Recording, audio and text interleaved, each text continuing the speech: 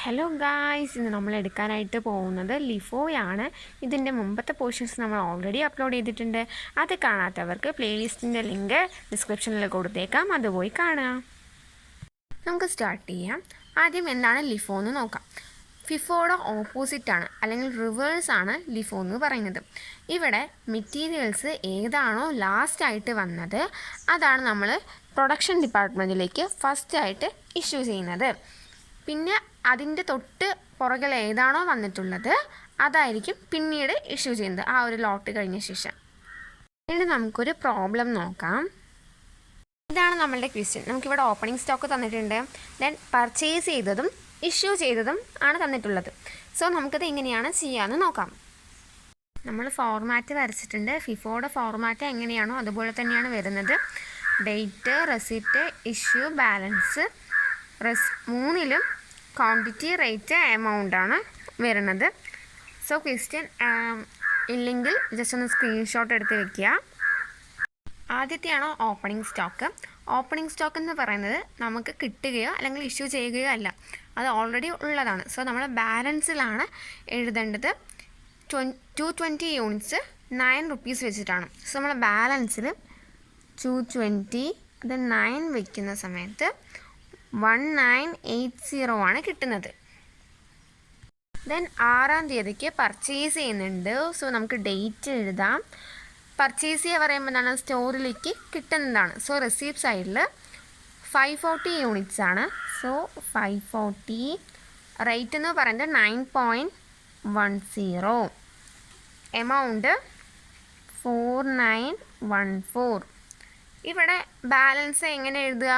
നമ്മൾക്ക് ഓൾറെഡി ഇവിടെ ഈ ഒരു ലോട്ട് ഇവിടെ ഓൾറെഡി ഉണ്ട്. സോ നമുക്ക് ഇത് താഴെ അങ്ങനെ തന്നെ എഴുതാം. പിന്നെ പുതിയതായിട്ട് ഇത് കൂടെ നമുക്ക് വാങ്ങിയിട്ടുണ്ട്, അപ്പോൾ ഇത് ഇതിൻ്റെ താഴെയായിട്ട് എഴുതാം.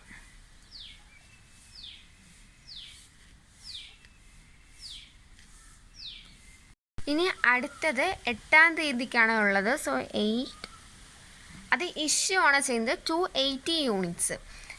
സോ ഇവിടെ ഇഷ്യൂ എന്ന് പറയുന്ന സമയത്ത് നമ്മൾ ഫിഫോ ആണെങ്കിൽ ഫസ്റ്റ് ഏതാണോ വന്നത് അതിൽ നിന്നാണ് നമ്മൾ കൊടുത്തത്. പക്ഷേ ലിഫോ പറയുമ്പോഴെന്താണ്, ഏതാണോ ലാസ്റ്റായിട്ട് വന്നത്. ഇവിടെ ലാസ്റ്റായിട്ട് വന്നിട്ടുള്ളത് ഏതാണ്, 540 ഈ ക്വാണ്ടിറ്റി ആണല്ലോ. അപ്പോൾ നമ്മൾ ഇതിൽ നിന്ന് വേണം 280 യൂണിറ്റ്സ് ഇഷ്യൂ ചെയ്യാനായിട്ട്. സോ നമുക്ക് ഈ 540 അങ്ങനെ എടുക്കാനായിട്ട് പറ്റില്ല, 280 ഫുള്ളായിട്ട് എടുക്കാനായിട്ട് പറ്റും.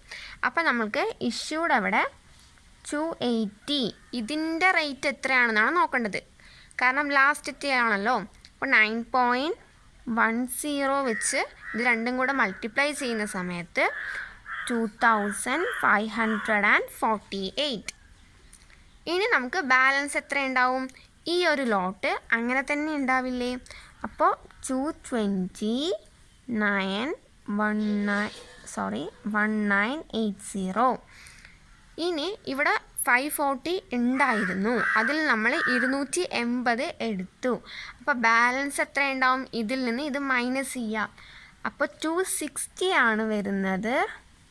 ഈ റേറ്റ് ഇതേ തന്നെയാണല്ലോ. സോ 9.10 വെച്ച് ഇത് രണ്ടും മൾട്ടിപ്ലൈ ചെയ്യുന്ന സമയത്ത് 2366. ദെൻ അടുത്ത ഡേറ്റ് 10-ാം തീയതിയാണ്. സോ 10 അത് പർച്ചേസ് ചെയ്യാണ് ചെയ്യുന്നത്. നമുക്ക് സ്റ്റോറിലേക്ക് വരുന്നതാണ് 180 യൂണിറ്റ്സ്. സോ 180 കൊടുത്തു ക്വാണ്ടിറ്റിയിൽ. റേറ്റ് 8.90. എമൗണ്ട് രണ്ടും കൂടെ മൾട്ടിപ്ലൈ ചെയ്യുന്ന സമയത്ത് 1602. ബാലൻസ് എങ്ങനെ എഴുതുക? ഈ ബാലൻസ് നമ്മളിതിന് എന്തെങ്കിലും എടുത്തിട്ടുണ്ടോ? ഇല്ല. അപ്പോൾ നമുക്ക് ഇത് അങ്ങനെ തന്നെ ഇവിടെ എഴുതാം.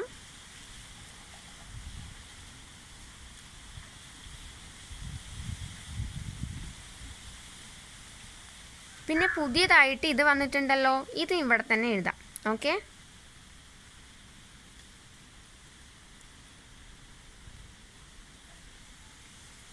ദെൻ അടുത്ത ഡേറ്റ് 16-ാം തീയതിയാണ്. ഇഷ്യൂ ചെയ്യാണ് 160 യൂണിറ്റ്സ്. അപ്പോൾ നമ്മൾ ഏതിൽ നിന്നാണ് എടുക്കുക? ലിഫോ ആയതുകൊണ്ട് തന്നെ ലാസ്റ്റിൽ നിന്ന് വേണം എടുക്കാൻ. ഈ ഒരു ലോട്ടിൽ നിന്നാണ് എടുക്കാൻ. ഇത് നമുക്ക് 160 വേണം, ഇവിടെ 180 ഉണ്ട്, ഇതിൽ നമുക്ക് 160 ഫുള്ളായിട്ട് എടുക്കാനായിട്ട് പറ്റും. സോ 160 നമുക്ക് അങ്ങനെ തന്നെ എഴുതാം. റേറ്റ് ലാസ്റ്റിൻ്റെ റേറ്റ് വേണം നോക്കാൻ. That is 8.90. That is 1424. ഇനി നമുക്ക് ബാലൻസ് എത്ര ഉണ്ടാവും? ഈ ലോട്ടിൽ നമ്മളൊന്നും എടുത്തിട്ടില്ല, നമുക്കത് ഫുള്ളായിട്ട് ഇവിടെ എഴുതാം. ഈ ഒരു ലോട്ടിൽ നമ്മളൊന്നും എടുത്തിട്ടില്ലല്ലോ, അപ്പോൾ അത് താഴെ എഴുതാം. ദെൻ നമ്മൾ ഇതിൽ നിന്നാണ് എടുത്തിട്ടുള്ളത്, 160 എടുത്തു 180ൽ നിന്ന്. അപ്പോൾ ഇതിൽ നിന്ന് ഇത് മൈനസ് ചെയ്യുമ്പോൾ എത്ര കിട്ടും? 20. റേറ്റ് ഇത് തന്നെയാണല്ലോ, 8.90, 178. ദെൻ 19-ാം തീയതിക്ക് നമ്മൾ പർച്ചേസ് ചെയ്യുകയാണ് ചെയ്യുന്നത്. സോ നമുക്ക് 19 ഡേറ്റ് കൊടുക്കാം. പർച്ചേസ് ചെയ്യുന്നത് 340 യൂണിറ്റ്സ് ആണ്. ക്വാണ്ടിറ്റീൻ്റെ അവിടെ 340. റേറ്റ് 10.20. അപ്പോൾ എമൗണ്ട് 3468. നമുക്ക് ബാലൻസ് എങ്ങനെയാണ് വരിക? ഇതിൽ നമ്മളൊന്നും എടുത്തിട്ടില്ല, സോ നമ്മളിത് ഫുൾ ഇവിടെ എഴുതുക. ദെൻ പുതിയതായിട്ട് ഇതുണ്ടല്ലോ, ഇതും കൂടെ ഇവിടെ എഴുതാം. സോ ഞാനിവിടെ എഴുതിയിട്ടുണ്ട്. ദെൻ അടുത്തത് 26-ാം തീയതിയാണ്. 26-ാം തീയതി 200 യൂണിറ്റ്സ് ഇഷ്യൂ ചെയ്യുകയാണ് ചെയ്യുന്നത്. അപ്പം നമുക്ക് ഏതിൽ നിന്നാണ് എടുക്കേണ്ടത്? ഈ 340-ൽ നിന്നാണ് എടുക്കേണ്ടത്. 200 യൂണിറ്റ്സ് ഇതിൽ നിന്ന് ഫുള്ളായിട്ട് എടുക്കാനായിട്ട് പറ്റുമല്ലോ? പറ്റും. സോ 200 യൂണിറ്റ്സ് റേറ്റ് എത്രയാണ് വരുന്നത്? 10.20. 2 മൾട്ടിപ്ലൈ ചെയ്തിട്ട് എഴുതിയിട്ടുണ്ട്. ഇതിൻ്റെ ബാലൻസ് എങ്ങനെയായിരിക്കും വരിക? നമ്മൾ ഇതിൽ നിന്നൊന്നും എടുത്തിട്ടില്ല, അപ്പോൾ അത് ഫുള്ളായിട്ട് ഇവിടെ എഴുതാനായിട്ട് പറ്റും. ഇതിൽ നിന്നും എടുത്തിട്ടില്ല, സോ ഇതും എഴുതാം. 20-ൽ നിന്നും എടുത്തിട്ടില്ല. ഈ 340 നിന്ന് 200 മൈനസ് ചെയ്ത് ഇവിടെ എഴുതുക. സോ നമ്മൾ എഴുതിയിട്ടുണ്ട്. ഇവിടെ 340-ൽ നിന്ന് 200 മൈനസ് ചെയ്യുമ്പോൾ 140 ആണ് കിട്ടുന്നത്. ഇതിൻ്റെ റേറ്റ് 10.20 ആണ്, അപ്പോൾ 1428 ആണ് കിട്ടുന്നത്. ഇനി നമുക്ക് അടുത്തതായിട്ട് വാല്യൂ ഓഫ് ക്ലോസിംഗ് സ്റ്റോക്കാണ് കണ്ടുപിടിക്കേണ്ടത്. അത് കണ്ടുപിടിക്കാനായിട്ട് നമുക്ക് ഇതിൻ്റെ ബാലൻസ് ഇത് ലാസ്റ്റ് ആണല്ലോ. അപ്പോൾ ഇതിൻ്റെ എത്രയാണ് ഇവിടെ വരുന്നത്? ഈ 4 ഉണ്ടല്ലോ, ഈ 4 ഇതെല്ലാം കൂടെ ആഡ് ചെയ്യാം. ഓക്കെ, അപ്പോൾ നമുക്ക് 640 യൂണിറ്റ്സ് ആണ് കിട്ടുന്നത്.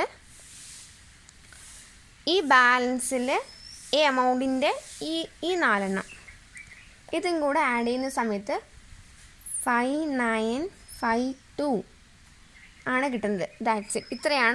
ഇതാണ് നമുക്ക് എന്തെന്ന് പറയുന്നത്? Value of closing stock. Okay, മനസ്സിലായെന്ന് വിചാരിക്കുന്നു. എന്തെങ്കിലും ഡൗട്ട്സ് ഉണ്ടെങ്കിൽ കമൻറ്റ് ചെയ്യുക. നമുക്ക് അടുത്തൊരു ക്വസ്റ്റ്യൻ നോക്കാം. ഞാൻ ഇത് ജസ്റ്റ് പറഞ്ഞു തരാം, നിങ്ങൾ ചെയ്ത് നോക്കുക. ഇവിടെ നമുക്ക് ഓപ്പണിംഗ് ബാലൻസ് തന്നിട്ടുണ്ട്. ദെൻ ഇഷ്യൂ നടക്കുന്നുണ്ട്, അതൊക്കെ നമുക്ക് അറിയണത് തന്നെയാണ്. പിന്നെ റിസീവ്ഡ് ഫ്രം വെണ്ടർ എന്ന് പറഞ്ഞിട്ടുണ്ട്. അപ്പോൾ ഈ വെണ്ടറിന് ഉദ്ദേശിക്കുന്നത് എന്താണ്? കച്ചവടക്കാരനിൽ നിന്നും കിട്ടി. എന്തായാലും നമുക്ക് റെസിപ്റ്റ് ആണല്ലോ, സോ നമുക്ക് റെസിപ്റ്റ് സൈഡിൽ എഴുതാവുന്നതേ ഉള്ളൂ. 200 ക്വാണ്ടിറ്റി റേറ്റ് 28 വെച്ചിട്ട് മൾട്ടിപ്ലൈ ചെയ്യാം. ദെൻ അടുത്തത് refund of surplus from A work order. നമുക്ക് സർപ്ലസ് റീഫണ്ട് കിട്ടി എന്നാണ് പറയുന്നത്. അപ്പോൾ നമുക്ക് അതും റെസിപ്റ്റ് ആണല്ലോ, അപ്പം അതും റെസിപ്റ്റ് സൈഡിൽ എഴുതുക. Quantity 15 rate 25. Okay, then issue നടക്കുന്നുണ്ട്. പിന്നെയും വെണ്ടറിന് റിസീവാണ്, അതൊക്കെ റെസിപ്റ്റ് സൈഡിൽ എഴുതുക. പിന്നെ അടുത്തതായിട്ട് റീഫണ്ട് ഓഫ് സർപ്ലസ് പറഞ്ഞിട്ട് പിന്നെയും തന്നിട്ടുണ്ട്. ഇത് നമുക്ക് ഇവിടെ വന്നിട്ട് 16 ജൂണിൽ ഇഷ്യൂ ചെയ്ത അതിൽ നിന്നും ഒരു സർപ്ലസ് കിട്ടി എന്നാണ് ഇവിടെ പറയുന്നത്. ഇവിടെ 12 kg എന്ന് മാത്രമേ പറയുന്നുള്ളൂ. സോ നമുക്ക് റേറ്റ് ഏതെടുക്കാമെന്ന് വെച്ചാൽ ഇവിടെ എന്താ പറയുന്നത്? 16 ജൂണ് ഇഷ്യൂ ചെയ്തു എന്നാണല്ലോ പറയുന്നത്. സോ നമ്മൾ 16th ജൂണിൽ ഇഷ്യൂ കോളം നോക്കുക. അപ്പോൾ നമുക്കിവിടെ നോക്കുന്ന സമയത്ത് 2 ലോട്ടിൽ നിന്നാണ് നമ്മൾ എടുത്തിട്ടുള്ളത്.